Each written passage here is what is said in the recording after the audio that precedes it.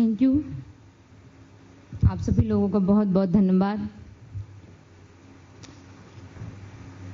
मुझे कल ही पता चला कि मुझे इस प्रोग्राम में आना है। मुझे बहुत ज़्यादा खुशी हुई कि मैं आप लोगों के सामने थोड़े दो शब्द रख सकूंगी और आप लोगों से मेरी वार्तालाप हो सकेगी।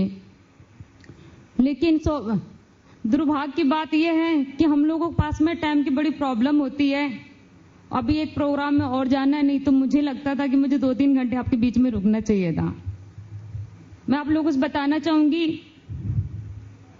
कि मैं ऐसी जगह से निकल के आई हूं जहां पर लड़कियां 5वीं क्लास पास नहीं कर पाती हैं। ऐसे माहौल से निकल के आई हूं जहां पर अभी भी 10 साल 12 साल की लड़की की शादी कर दी जाती है। और आपको समझ में फिर तो आप समझ सकते हैं कि क्या उसकी हालत होती होगी। एक चंबल एरिया पड़ता, उरई जालौन, वहां से मैं बिलोंग करती हूं। और मैंने देखा है कि महिलाओं के साथ में क्या प्रॉब्लम होती है, क्या क्या दिक्कत होती है। घर से लड़की स्कूल नहीं जा पाती है। वो इसलिए स्कूल नहीं जा पाती कि कहीं उसको रास्ते में कोई छेड़छाड़ ना हो जाए, कुछ गलत ना हो जाए। लड़की पढ़ नहीं पाती है। जब मैं अपने घर से निकली, मेरे फैमिली में भी मेरे परिवार की एक छोटी बहन थी, वो भी बेचारी बोल नहीं सकती थी। हमारे परिवार में उसे ये बोलते थे कि हमारा तो भाग्य खराब हो गया, लड़की ऐसी पैदा हो गई है।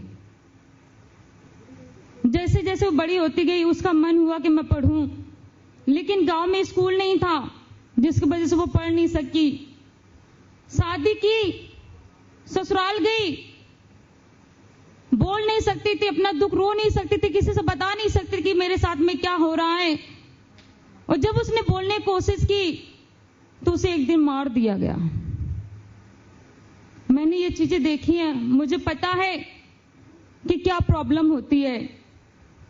जब मैं घर से निकली तो मेरे माँ बाप मुझे इसलिए आगे नहीं पढ़ाना चाहते थे कि कहीं इसके साथ में कोई हादसा ना हो जाए। मुझे लगता था शायद मेरे माँ बाप बहुत बुरे हैं, मेरे भाई बहुत बुरे हैं, मुझे पढ़ाना नहीं चाहते, मुझे आगे नहीं बढ़ाना चाहते हैं। लेकिन जब मैं धीरे धीरे बड़ी हुई तो मुझे ये भी महसूस हुआ कि मेरे माँ बाप मुझे क्यों नहीं पढ़ाना चाहते थे। उनको लगता था कोई हादसा ना मेरे साथ में हो जाए।